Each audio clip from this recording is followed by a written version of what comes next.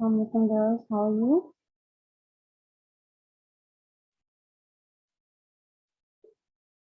Okay. Before starting the class, kindly girls mark your attendance everyone. Mariam, Haya, Lamia. Let us please mark your attendance in the chat box.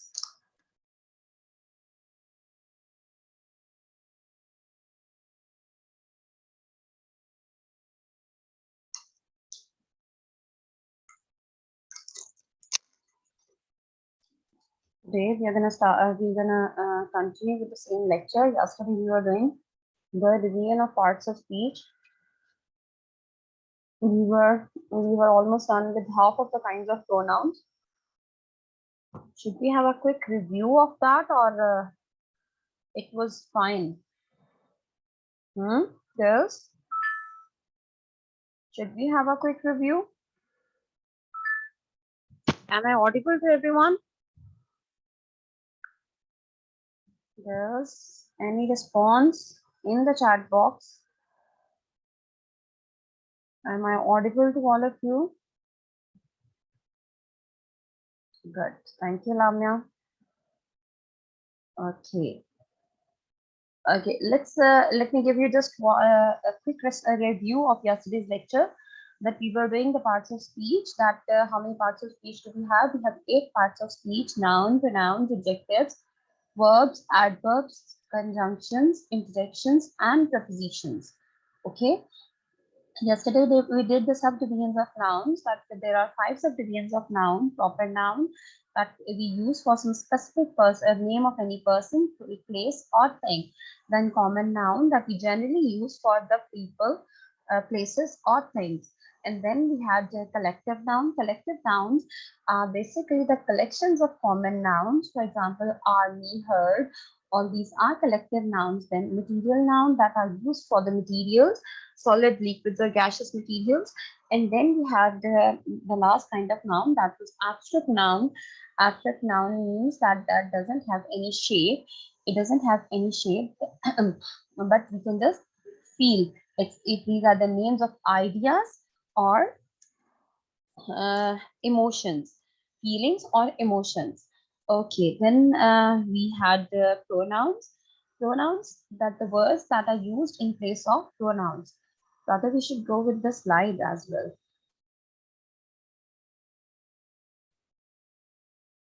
Okay. Okay, sorry.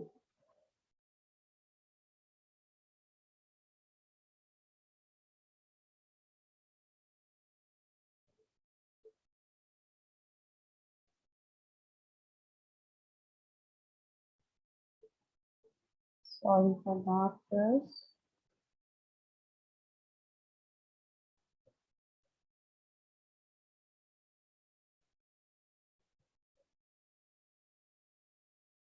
Okay, done. These are the sides of nouns, pronouns, collective nouns, abstract nouns, pronouns. Okay. Pronouns that we use in place of a noun to avoid the repetition. The first kind of pronoun was personal pronouns. Personal pronouns has 3 again subdivisions. First person for the speaker, second person for the listener, and third person for the person spoken about or the person talked about. Got it? Then we had this is just quick review. Reflexive pronouns in which the action turns back to the subject. Reflects back. Reflexive, the name itself is suggesting the definition that in which the action reflects back. So reflexive pronouns in which the action turns back to the doer of the action. For example, I am writing a book for myself, or I'm writing a book about myself. So the action of writing is turning back to me. So he hits himself. The action of hitting is turning back to the subject, he. So these are reflexive pronouns. Then we have demonstrative pronouns. Demonstrative pronouns are basically that to demonstrate something. If you just consider the names, the terms, they define themselves. So, for example, demonstrative pronoun, demonstration. What do we mean by demonstration? That we are demonstrating something in front of us. That something that is in front of us, and we are just telling the other person about that thing. So we just have four demonstrative pronouns that we use to demonstrate something. This, that, these, or those. This, that, these, or those. Okay, next. Relative pronouns. Relative pronoun. Relative. What do we mean by relative? Relative means to relate. To relate something to someone, or to relate something to some other another thing. Relative pronouns basically are the pronouns that are used to relate back to a noun are already mentioned in a sentence. That a noun that is already mentioned in a sentence, these words relates back to that noun. So the words who, whom, whose, that, which are relative pronouns. For example, this is the house in which I was living. What is the noun in the sentence? To which the relative pronoun is referring to. What is the noun in the sentence, girls? Wake up.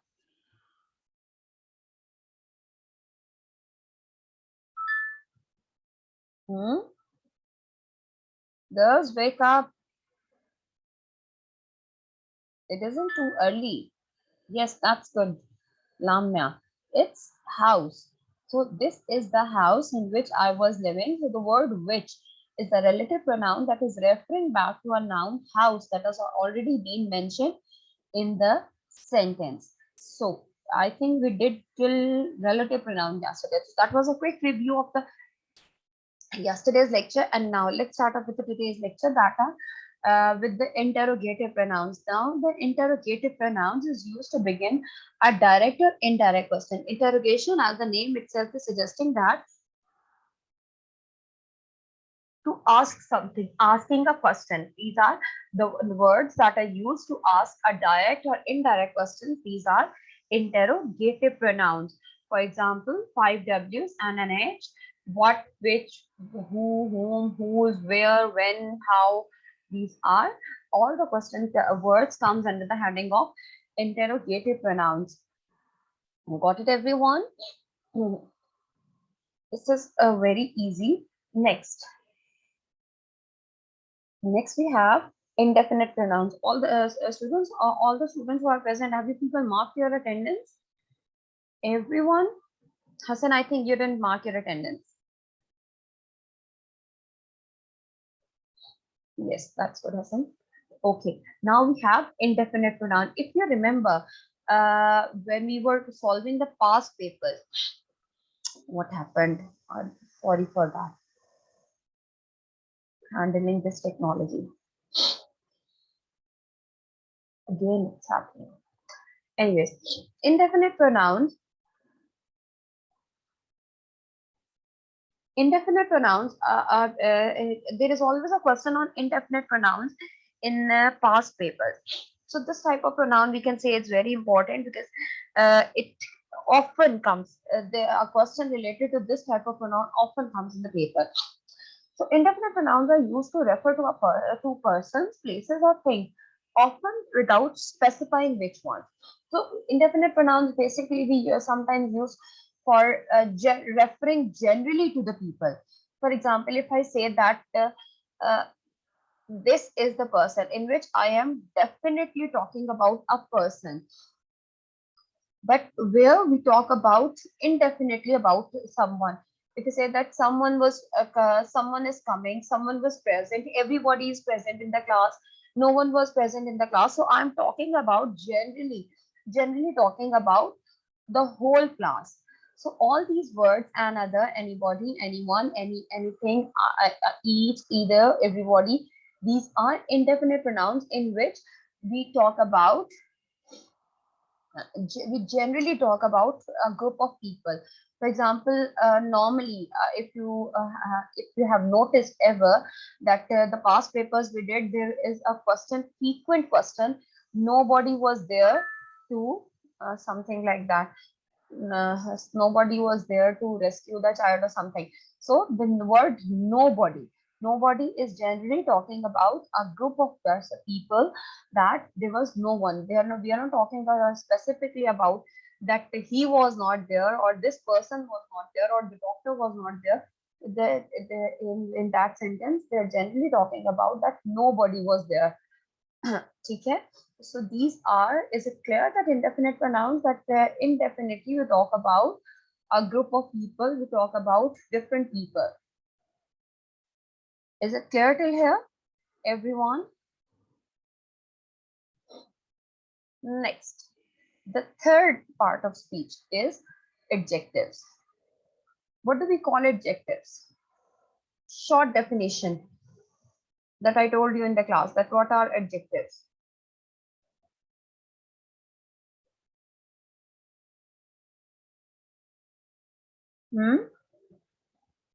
Be quick, everyone. Quick response. What are adjectives? The short definition, as nouns are naming words. Adjectives are one word definition of adjectives. Adjectives are what? As adverbs are modifiers. So what are adjectives?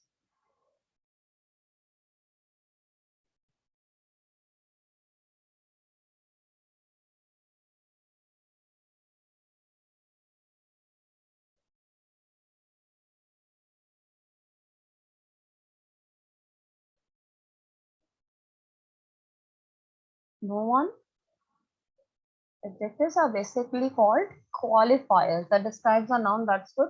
That we call adjective in one word definition qualifiers. That they qualify a noun. They tells us or they describe a noun, the qualifiers, the quality words. These are called qualifiers. An adjective describes, modifies, or gives more information about a noun or a pronoun. So it tells us about something about nouns or pronouns. That the examples may be big, happy, green, young, fun, crazy, anything. So the examples are, we say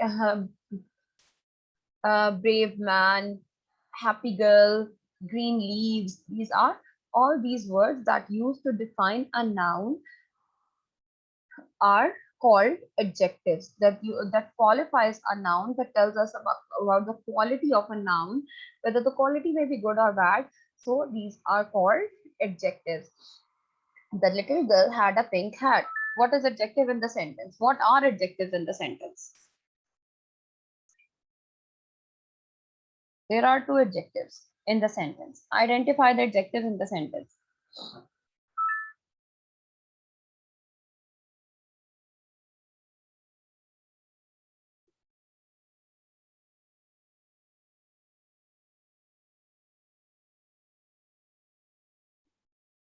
Little and pink. That's good, Lamya. No one else can answer the question? All of you are sleeping? Only Lamya is the one who is waking or who is attentive in the class? No response from anyone. Charge yourselves, students. Okay, anyways, Lamya, thank you. That little girl, girl is the noun and the little is the quality of that, the quality of the girl, and then hat is the noun and pink is telling us the quality of that hat. Okay. Now, we have degrees of adjectives. Now we have degrees of adjectives. How many degrees do we have?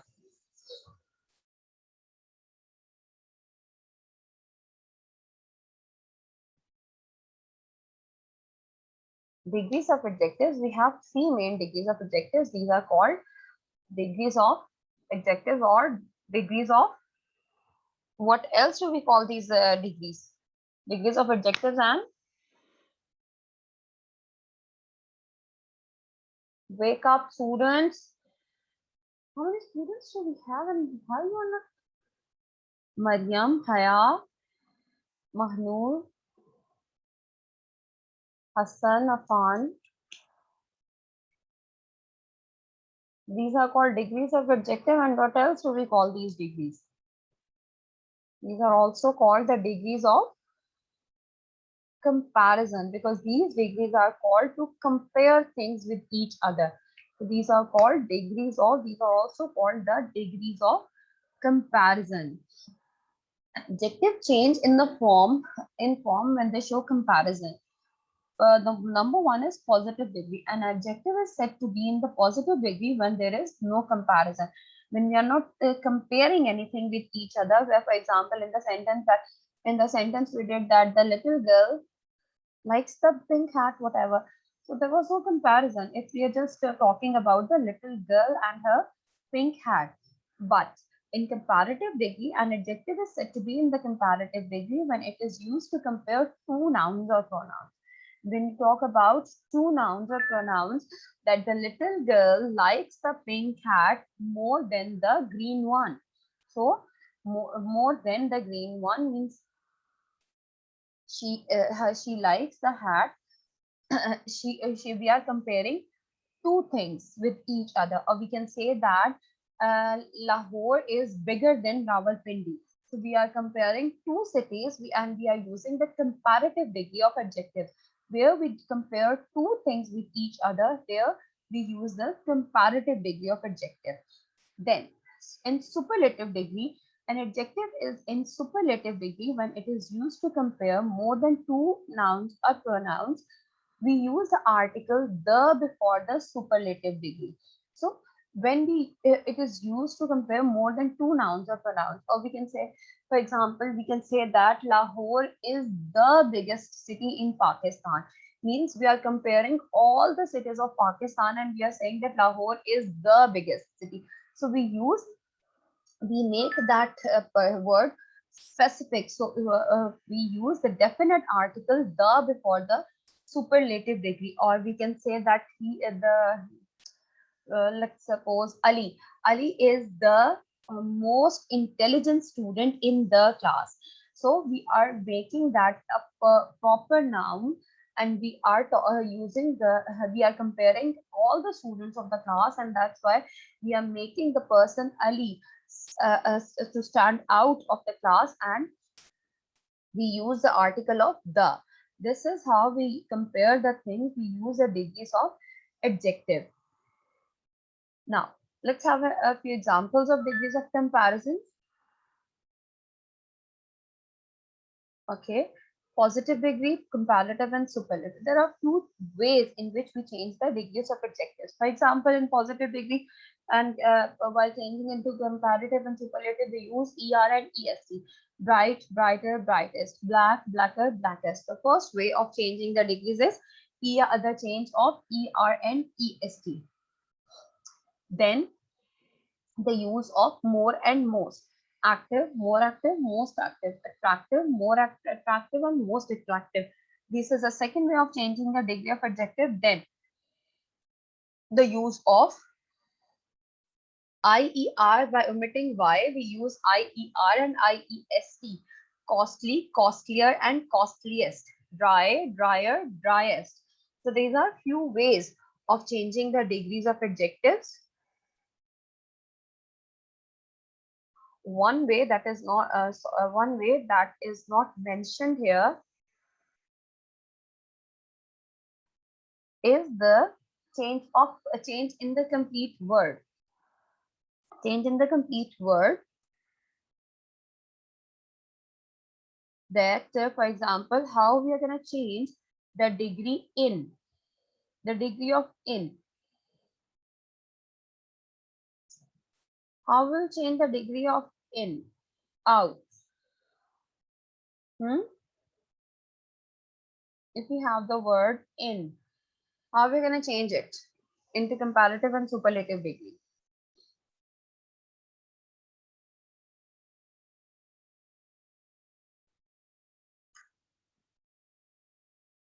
Girls, how are we going to change it?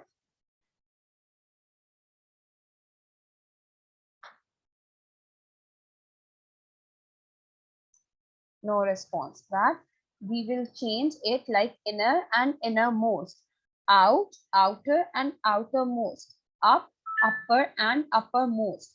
So while changing it into comparative, we'll use er, and while changing it into superlative, we will use the word most.